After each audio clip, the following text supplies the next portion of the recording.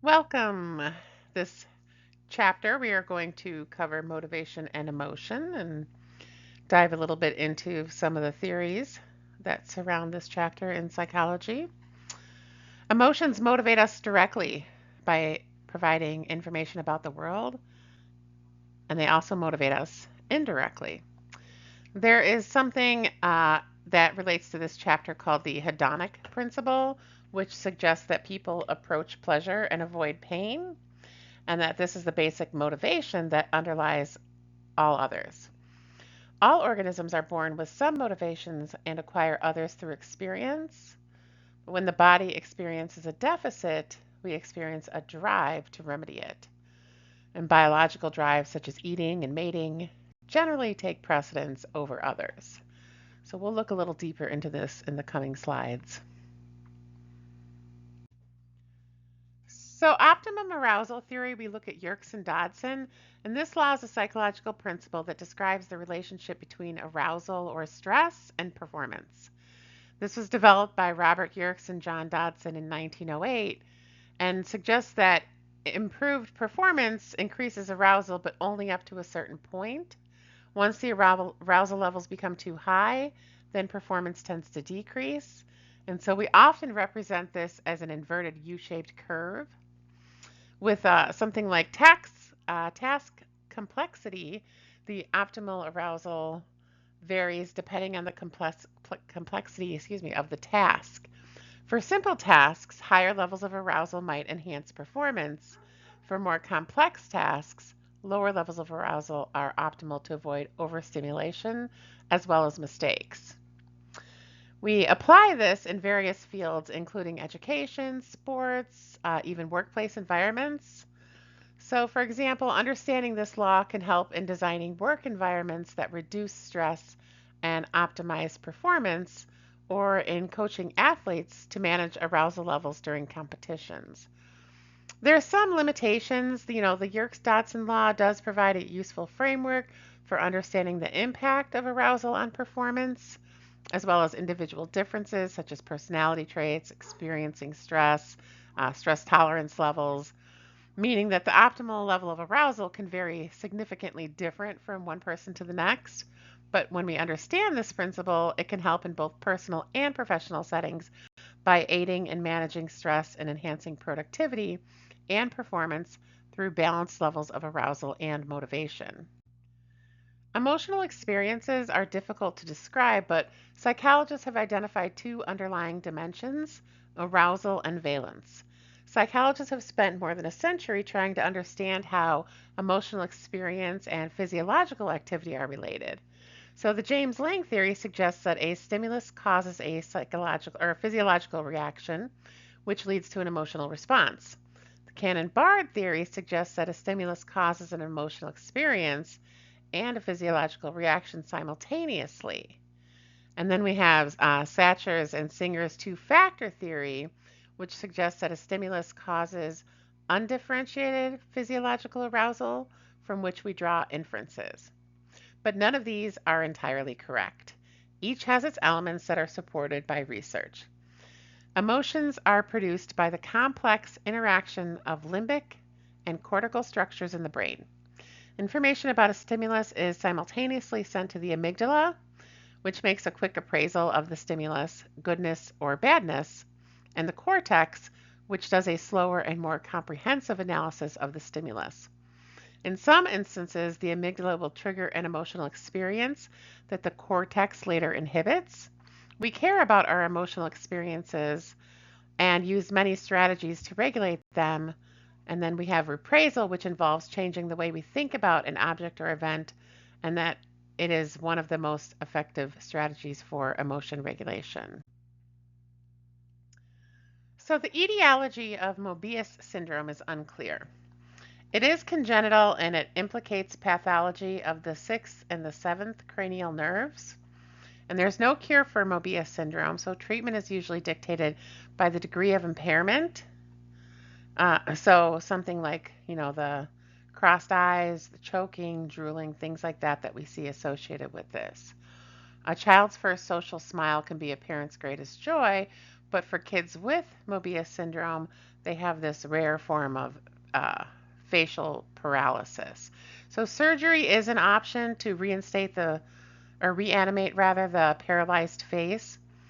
There is an important advance as people with Mobius syndrome must contend not only with the direct effects of their condition, but also the social consequences. Imagine if you weren't able to show facial expression. You wouldn't be able to show if you were delighted, happy, if you were angry, enraged, with surprise at a surprise party. None of that would be possible with Mobius syndrome. You're robbed of the ability to facially signal emotion, and that makes it difficult in developing and sustaining interpersonal relationships. So surgical intervention can at least partially restore some movement to the facial muscles and in the process restore some of the benefits of living in a social environment. Motivation and instinct are key concepts in psychology that help explain why humans and animals behave in certain ways. And so motivation refers to the process that initiate or guide, sustain goal-oriented behaviors. It can be influenced by various factors such as biological, emotional, social, and cognitive forces. And then we often categorize motivation in two types, intrinsic and extrinsic motivation. Intrinsic is the type of motivation that comes from within the individual. It's driven by internal rewards such as personal satisfaction, a sense of achievement, or the joy of performing a task. A person might be motivated to play a musical instrument simply because they find it enjoyable. Extrinsic motivation is driven by external rewards or pressures, and these can include money, grades, praise, even avoiding punishment. For instance, a student might study hard to get a good grade or a promotion at work. And so we will get into some of these other theories of motivation: instinct theory, drive reduction, arousal, psychoanalytic, and humanistic theory in the coming slides. Instincts are innate. They're fixed patterns of behavior that are biologically programmed and arise in response to specific stimuli. They're often seen as a form of unlearned behavior that is shared among members of a species. Examples of instincts in animals include birds building nests or spiders spinning webs. And in humans, instincts might include the rooting reflex in newborns or the fight or flight response to danger. With instinct theory of motivation, early psychologists like William James, as well as William McDougall, proposed that many human behaviors are driven by instincts. However, this approach has been criticized for being too simplistic and not accounting for the role of learning and environment. The evolutionary perspective sees that instincts are seen as behaviors that have evolved over time because they were advantageous for survival and reproduction. For example, the instinct to seek shelter from danger or to care for an offspring. Criticism of instinct theory looks at modern psychologists that argue that many behaviors previously attributed to instincts are actually influenced by a combination of genetics, environment, and learning. Drive reduction theory is a concept in psychology that explains motivation as a process of reducing internal drives that arise from these physiological needs. This is primarily developed by psychologist Clark Hall in the 40s and 50s and suggests that drives like a drive is a motivational force. It's a state of tension or arousal that's triggered by a physiological need, such as hunger, thirst, or sleep. And so these drives create discomfort, which prompts the individual to take action to reduce the drive and restore a state of balance or homeostasis. Homeostasis in this drive reduction theory is the body seeking to maintain a state of homeostasis, a stable or balanced internal environment.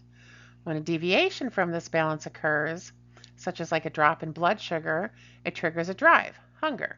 That motivates behavior, eating, to restore the equilibrium. The primary drives are biological and innate, such as hunger, thirst, the need for warmth. Secondary drives are learned drives that are often associated with primary drives. For example, money becomes a secondary drive because it can be used to purchase food, which satisfies the drive reduction. Once you drink water, the drive thirst is reduced and your motivation to drink is decreased. And so, we look at behavior as drive reduction, and the theory suggests that behavior is motivated by the desire to reduce these drives, such as what I said with the drive to thirst. There are several criticisms associated with this. The theory is very influential, but again, critics out there feel that it's too simplistic. They argue that not all behaviors are driven solely by the need to reduce intrinsic motivation, where individuals engage in personal behaviors, for personal satisfaction or enjoyment. People engage in activities like skydiving, art, exploration. That doesn't directly link to a reduce of a drive or restoring homeostasis. And it doesn't adequately explain this intrinsic motivation where we look for this personal satisfaction. Despite its limitations, though, drive reduction theory was important in advancing our understanding of motivation, and it did lay the groundwork for more comprehensive theories that consider a wider range of factors that influence behavior. Arousal theory is a concept in psychology that explains motivation as a function of an individual's need to achieve and maintain an optimum level of arousal. So, this is a state of alertness and mental and physical activation. Unlike theories that suggest motivation is driven primarily by the need to reduce discomfort, like the last slide, the arousal theory suggests that individuals are motivated to either increase or decrease arousal levels to maintain the optimal state. And so the arousal refers to the state of being alert, awake, and attentive.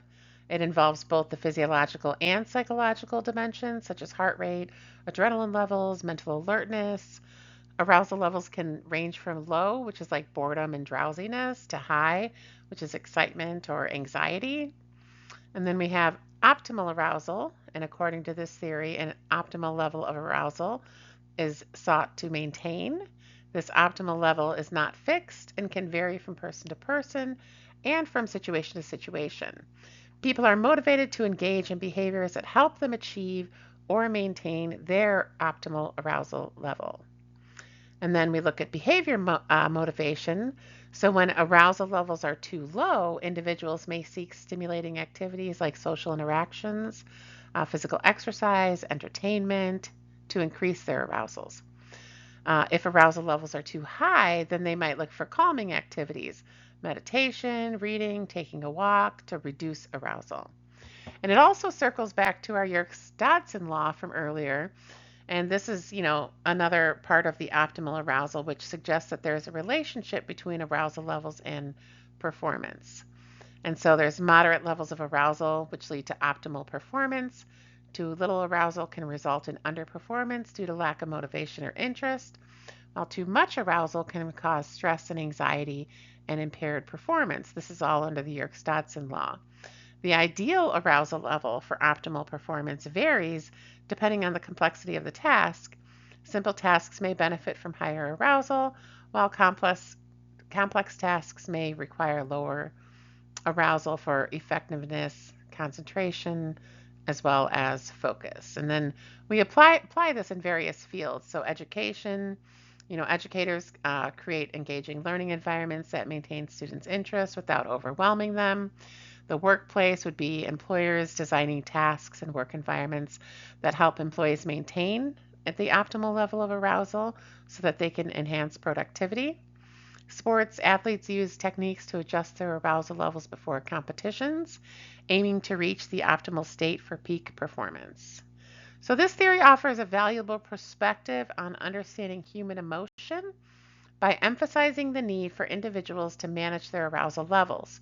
This theory complements other motivational theories by highlighting that motivation is not only reducing drives or needs, but also seeking balance in levels of stimulation and alertness.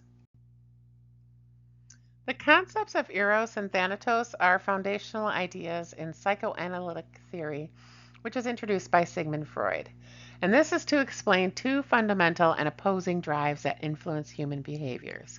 Eros, which is life drive, is often referred to as the life instinct. It encompasses the survival instincts that drive individuals to seek pleasure, create, reproduce, and maintain life. Eros is associated with the positive life force, promoting growth, love, creativity, and the continuation of life. It motivates behaviors related to self preservation, such as eating, drinking, and sleeping. It also drives sexual desire and reproduction to continue the species. In a broader sense, it includes all forms of constructive, life affirming activities like forming social bonds, seeking happiness, and engaging in artistic and intellectual pursuits. The Thanatos is the death drive, and Thanatos is or death instinct. It represents the unconscious desire towards aggression, self destruction, and returning to an inanimate state. Freud proposed that there is an inherent drive towards self destruction and a return to a state of calmness, which would be death. Thanatos is thought to be responsible for behaviors such as aggression, risk taking, self destructive acts, and even death. It manifests in both direct and indirect ways, including violent behavior towards others or internalized behaviors leading to self harm or suicidal tendencies. Freud believed that the two opposing forces are constantly in conflict with the human psyche. Eros strives for harmony, connection, and creation, while Thanatos pulls towards aggression, destruction, and dissolution. And so, this dynamic tension between Eros and Thanatos explains the complexity of human behavior, emotions, and conflicts. For example, creativity and productivity, which would be the Eros, can be intertwined with feelings of frustration and aggression, Thanatos.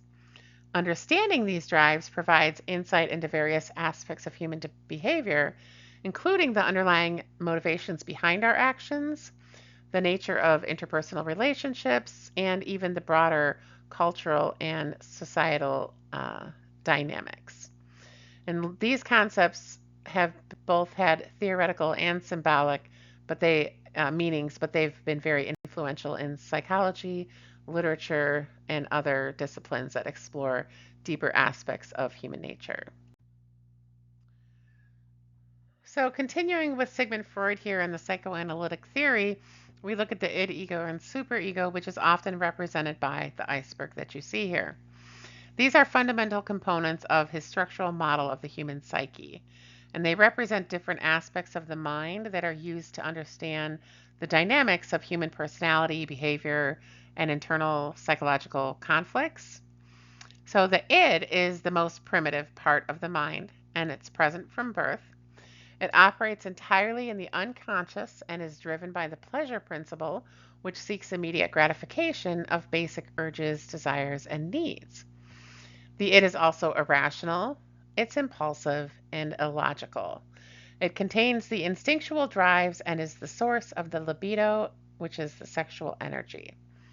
The id demands instant satisfaction of desires related to hunger, sex, and aggression. It does not consider the reality of the situation, the needs of others, or the consequences of actions.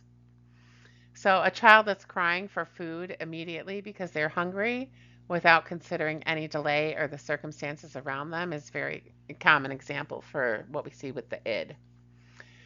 The ego develops from the id and operates in both the conscious and unconscious mind, and it acts as the mediator between the unrealistic id and the external world, operating on the reality principle. So the ego is rational, logical, and realistic. It attempts to satisfy the desires of the id in a socially acceptable and realistic manner. It considers the long-term consequences of actions and demands of the external environment. It employs the defense mechanisms to cope with anxiety and conflict arising from the id's demands and the limitations imposed by reality. And so, if you're feeling hungry and you decide to wait until lunch break to eat because it's more appropriate and realistic given the work environment, that would be you using your ego. Superego is the moral component of the psyche, which develops around the age of 5, according to Freud. It embodies the internalized societal and parental standards of right and wrong.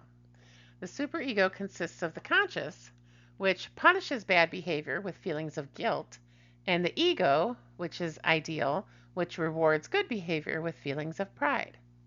It strives for perfection, representing the moral standards learned from parents and society. The superego judges the actions and thoughts of the ego, leading to feelings of guilt or pride. So if you're feeling guilty for stealing something even though nobody finds out, that's your superego kicking in, telling you, "Hey, this is wrong." So the ego constantly negotiates the demands of the id and the superego in reality. And this often leads to internal conflicts and anxiety, which the ego attempts to manage through defense mechanisms like repression, denial, or rationalization, which you will learn about if you listen to the personality theories PowerPoint.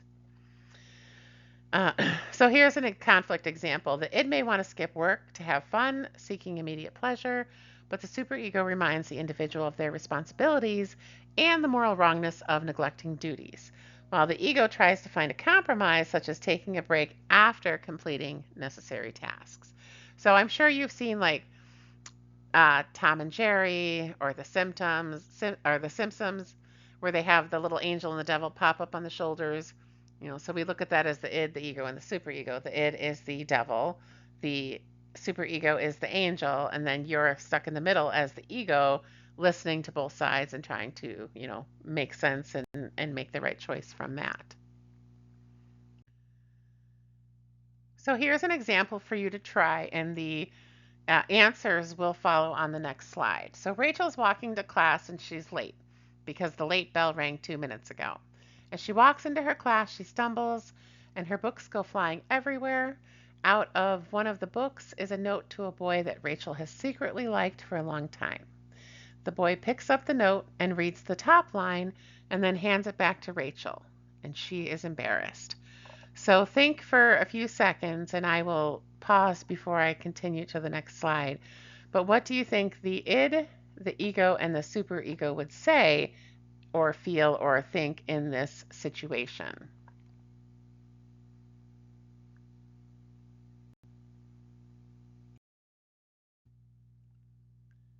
So Rachel's id would say to scream, run away, get out of here. She's totally mortified. She's embarrassed. She can't believe this happens. The superego would jump in and be very judgmental. Rachel's foolish. Like, how could she let this happen? She was irresponsible. The ego, it can't really do either, right?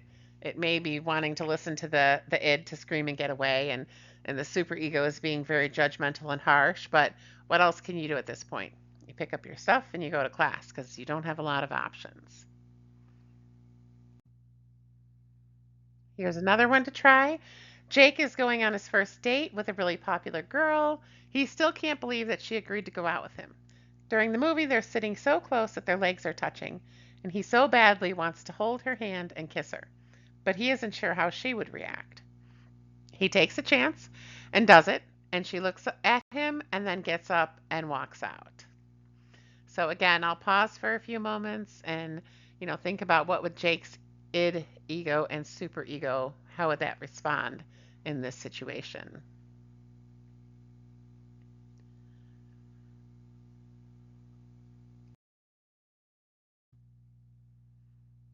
Poor Jake will probably never go to the movies again with a girl, but his id would want to kiss her, right? That's what he wanted. He wanted to kiss her, so he would want to keep, kissing her, making out with her.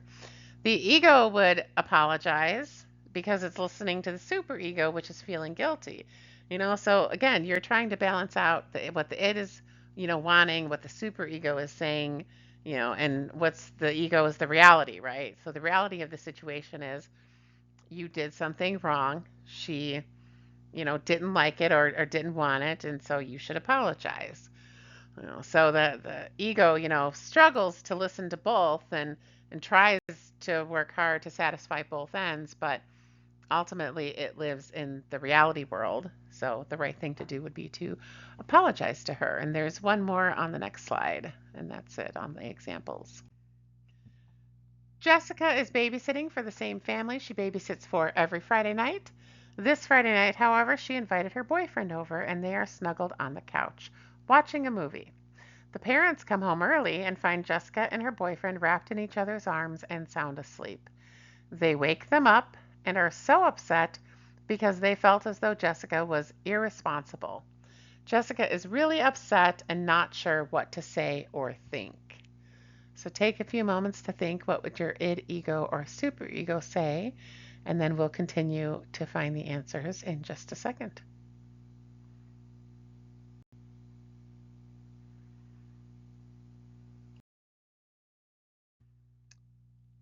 So wrapping up our last example here, Jessica's id would say, let's spend time with the boyfriend. Like, I wanted my boyfriend here. That's why he's here, right?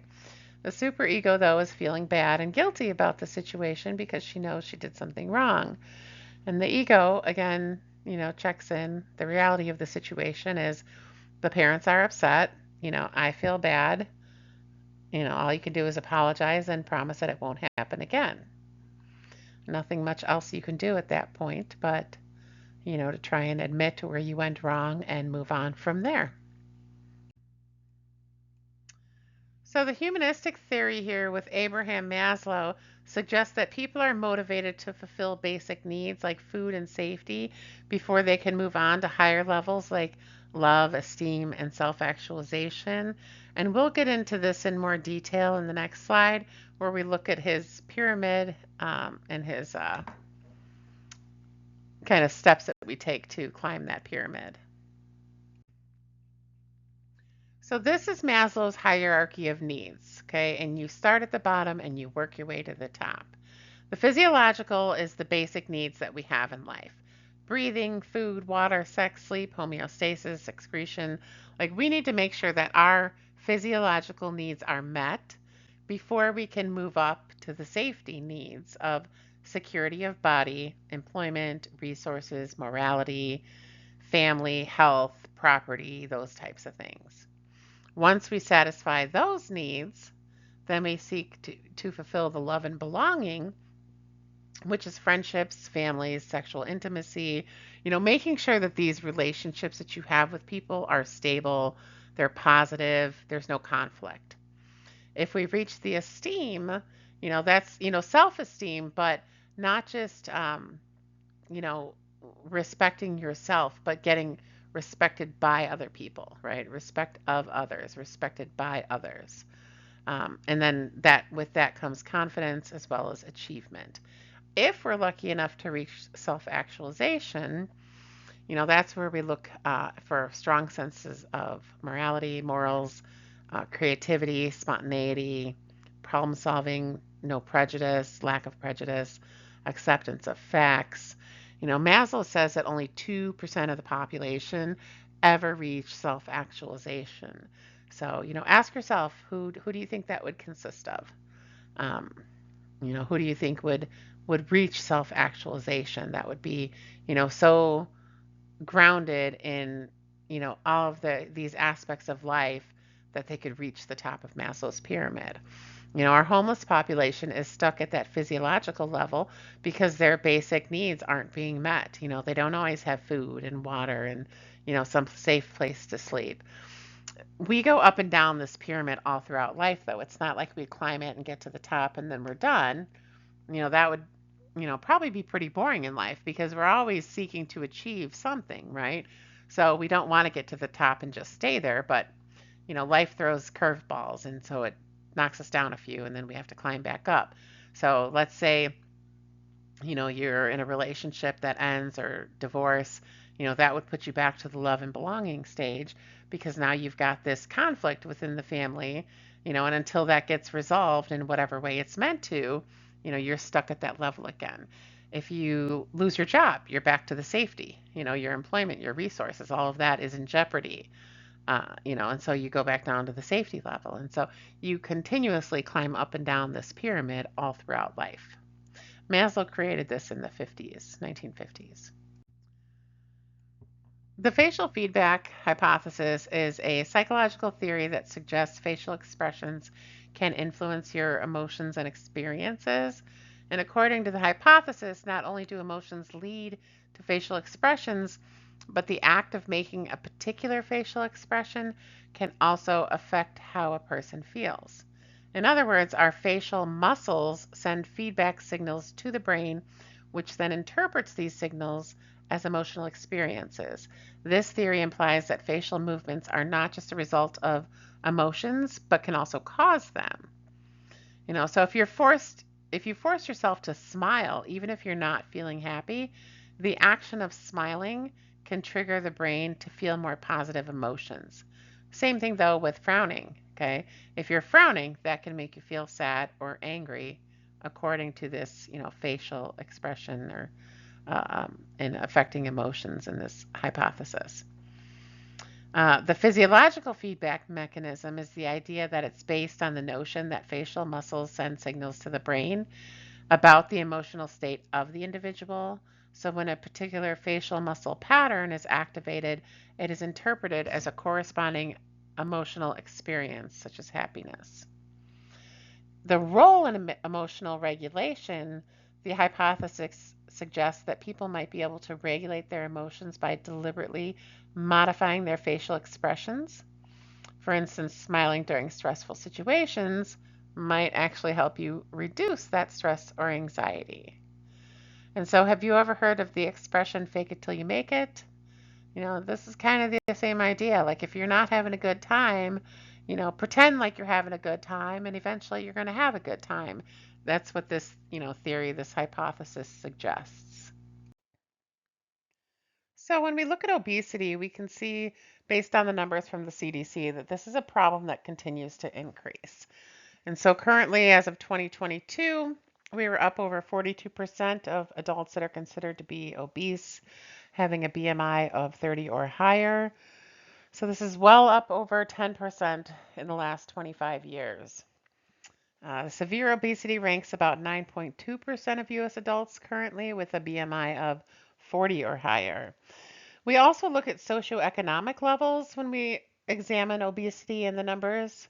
So overall, men and women with college degrees had lower obesity prevalence compared with those that have less education. If we look at race and ethnicity, the same obesity and education pattern was seen among non-Hispanic white, non-Hispanic black, and Hispanic women, and also among non-Hispanic white men, although the differences were not all statistically significant. Although the difference was not statistically significant among non-Hispanic black men, obesity prevalence increased with educational attainment. Among non-Hispanic Asian women and men and Hispanic men, there were no differences in obesity prevalence by education level. Among men, obesity prevalence was lower in the lowest and highest income groups compared with the middle income group. The pattern was seen among non-Hispanic white and Hispanic men. Obesity prevalence was higher in the highest income group than in the lowest income group among non-Hispanic black men. And then among women, obesity prevalence was lower in the highest income group than in the middle and lowest income groups. And this pattern was observed among non-Hispanic white, non-Hispanic Asian, and Hispanic women. Among non-Hispanic black women, there was no difference in obesity prevalence by income. This chart here just shows you a breakdown of age groups. So our young adult category of 20 to about 39% represents about 34% of obesity rates. 40 to 59%, there's about 41% in that group, which would be considered middle adult. And then 60 plus would be considered older adult, and about 38% in that group. Looking a little more into race and ethnicity, non-Hispanic blacks represent 49.6%, had the highest age-adjusted prevalence of obesity, followed by Hispanics, which is 44.8%, non-Hispanic whites 42.2%, and non-Hispanic Asians at 17.4%. The prevalence of obesity was 40% among young adults, aged 20 to 39, which is comparable or a little higher than we saw on the last slide. 44.8 among middle-aged adults, 40 to 59, and 42% among 42.8% among adults aged 60 and older. So you can see, just from the previous slide to this slide, how we've continued to increase in the rate of obesity across the different different ages, young, middle, and older adulthood. So this data comes from the National Health and Nutrition Examination Survey. So during 2013 to 2016, 36.6 of adults consumed fast food on a given day. The percentage of adults who consumed fast food decreased with age. 44.9% were young adult 20 to 39. 37.7% were middle-aged 40 to 59 years old, and 24.1% make up the age group of 60 and over. A higher percentage of non-Hispanic blacks also consumed fast food than non-Hispanic white, non-Hispanic Asian, and Hispanic adults. The percentage of adults who consumed fast food increased with increasing family income. Among those who consumed fast food, men were more likely than women to eat fast food at lunch, but women were more likely to report eating fast food as a snack. There is a genetic link to obesity, but that's, not necessarily the only reason why people are overweight. Set point is the weight that we're trying to, when we're trying to maintain weight, so we're not actively gaining or losing weight. And some of this is determined by fat stored in our bodies. Uh, there's a lot of reasons why we overeat, and usually it's because we're not, monitoring our self-care. Maybe we're not drinking enough water. You're not sleeping good at night. You could be just craving the comfort food. Maybe you're bored. A lot of people eat out of boredom. Your day is too busy and you're not planning or preparing meals ahead of time, which is causing you to go through the fast food restaurants more. So there's many reasons why people overeat. Sometimes there's a genetic issue, but a lot of it is mental as well. Yo-yo dieting is this back and forth. You go on a diet, you lose weight, you get off the diet, you gain it back. Usually then you add a little bit to it. Maybe you gain back everything you lost plus a couple more pounds, right? And so we go back and forth like this. You go on a diet, you lose the weight, you gain it back, add a couple more pounds. By the time you're done trying to diet, you end up 10 or 15, 20 pounds heavier than when you originally started. Did you know that as many as two-thirds of weight loss dieters end up heavier and less healthy than when they started? This is because most people begin a weight loss diet with a short-term mindset. Dieting is temporary. If you have a party coming up or an event and you want to lose a few pounds, okay, go on a diet. But if you want it to be permanent, then it's a lifelong commitment to change your lifestyle and improve your health. You don't have to starve yourself. You don't have to cut out all your favorite foods, all at once in order to lose weight. You just have to monitor the proper nutrition, limit the amount of bad foods that you're eating, right? Exercise, of course, helps, walking, lifting, doing things like that. But most of the time, diets aren't failing because of the foods that you're eating. They're failing because your mind is not in it, right? So you have to prepare your mind. You have to get prepared mentally to change your lifestyle and not just look at it as a temporary, um, you know, problem or solution to a problem. When we look a little bit more at eating disorders, you can see 5% of adolescent young women in the United States suffer from an eating disorder. Any of these stats, they obviously fluctuate from year to year. So we're just going to say approximately. Surveys indicate that 30 to 40% of 9-year-old girls and 80% of 10 and 11-year-old girls have already dieted. One study found that 27% of girls who view themselves as being the right weight were also trying to lose weight. Another study found that 80% of women who were dissatisfied with their bodies uh, found that 15% of women and 11% of men said they would give up 5 years of life to be at their ideal weight. And if you talk with other students about cultural messages about weight, we see similar thoughts and ideas across different student bodies. It should come to no surprise that as Western culture exerts a greater and greater influence over other cultures, the rates of eating disorders among women in those cultures has increased, suggesting that they too have adopted the ideal of thinness for their women. During the 1960s, Japan had their first documented eating disorder, and now the rate of eating disorders in that country is about 1%. The most striking evidence of the influence of Western media comes from the South Pacific, and this was a study that Becker and his colleagues in 2002 had done that found that just after 3 years of the introduction of TV in Fiji, 15% of young women reported using vomiting to control their weight. And prior to the 1990s, there had only been one documented case of anorexia in the island's history. Anorexia nervosa, or the cause of it, is not known. Research suggests that a combination of certain personality traits, emotions, and thinking patterns, as well as biological and environmental factors, might be responsible. People with anorexia often use food as a way to gain a sense of control when other areas of their lives are very stressful or when they feel overwhelmed. Feelings of inadequacy, low self esteem, anger, anxiety, or even loneliness might contribute to the development of the disorder. In addition, people with eating disorders might have troubled relationships or a history of being teased about their size or weight. Pressure from peers and a society that equates thinness and physical appearance with beauty also can have an impact on the development of anorexia. Eating disorders also might have physical causes, so there's changes in hormones that control how the body and mind maintain mood, appetite, thinking, and memory.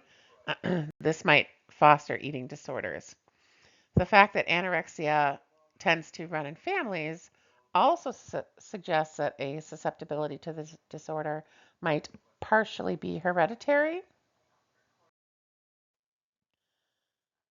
Bulimia is the cycle of binging and purging, and this disorder begins when a person binges on incredibly large portions of food and then they later attempt to purge the food, sometimes through vomiting, sometimes through laxatives.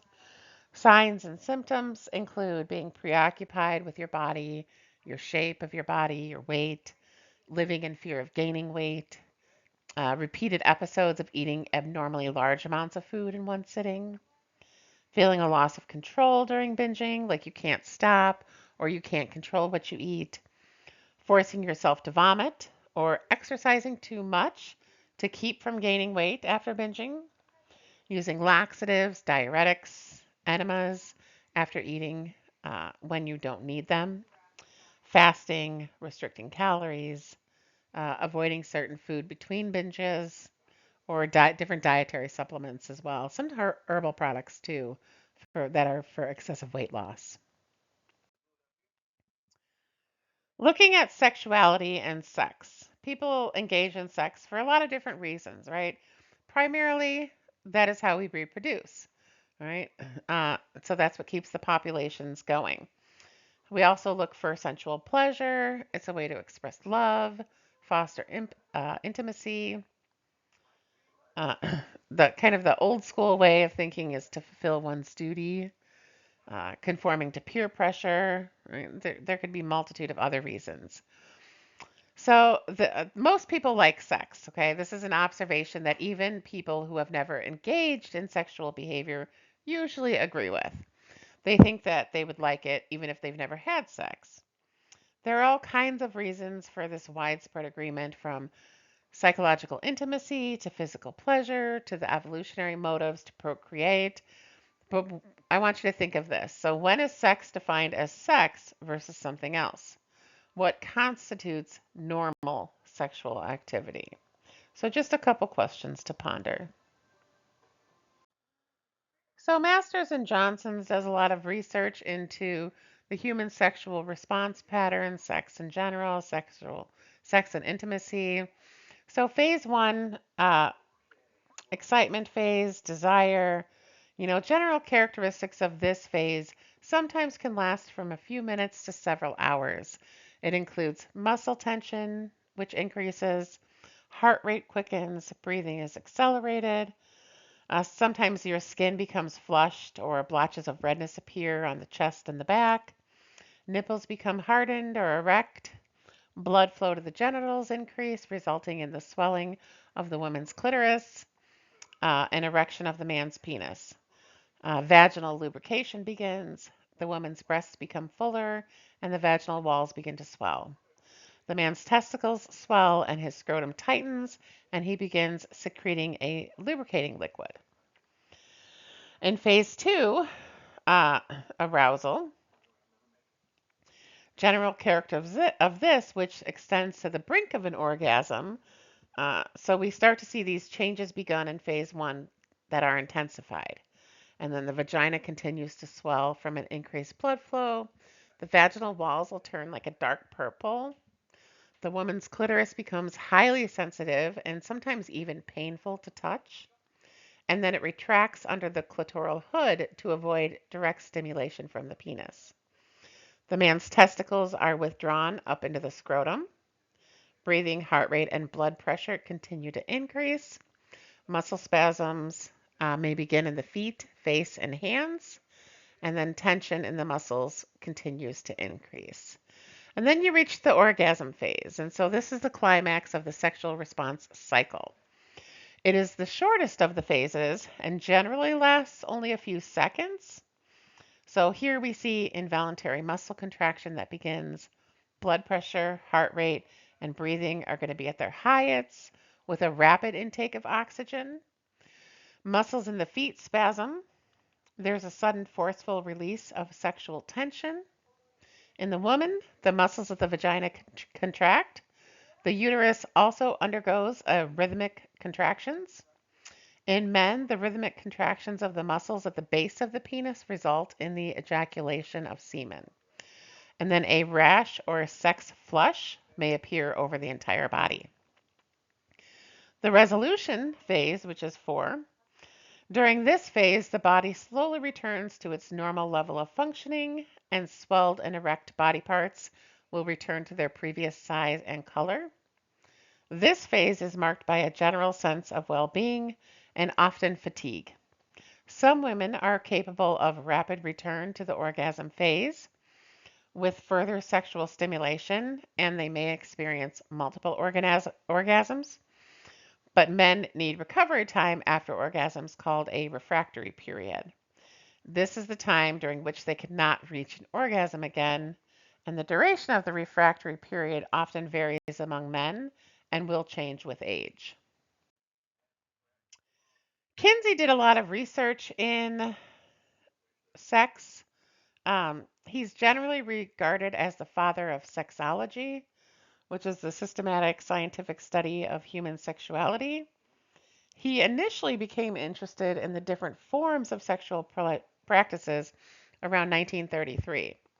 And then, after discussing the topic extensively with a colleague, Robert Kroc, which is Kroc, it is likely that Kinsey's study of the variation of mating practices among gull wasps led him to wonder how widely varied sexual practices among humans were.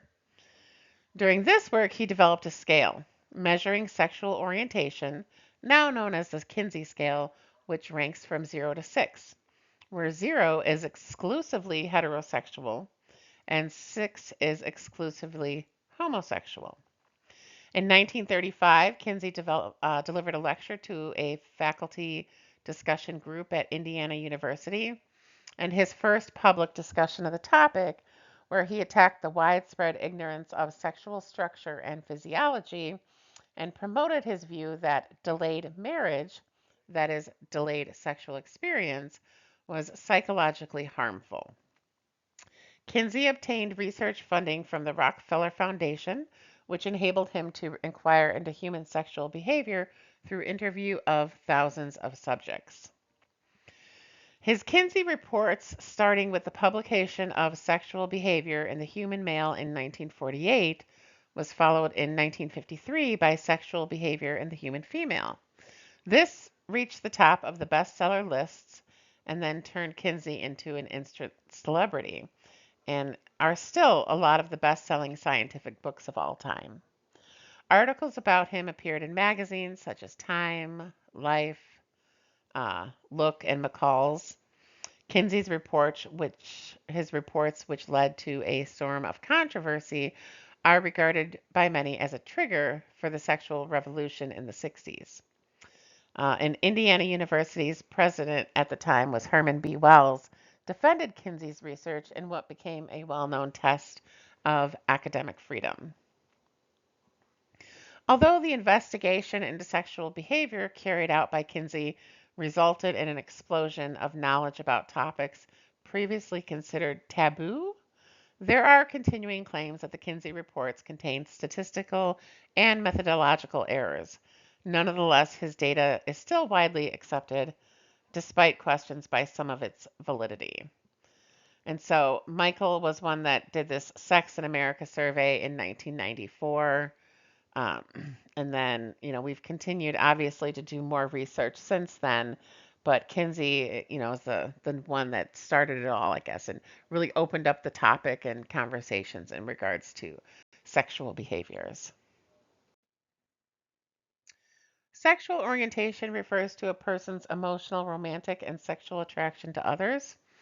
It's an inherent aspect of an individual's identity, and it encompasses a range of orientations, including but not limited to heterosexual, which is straight.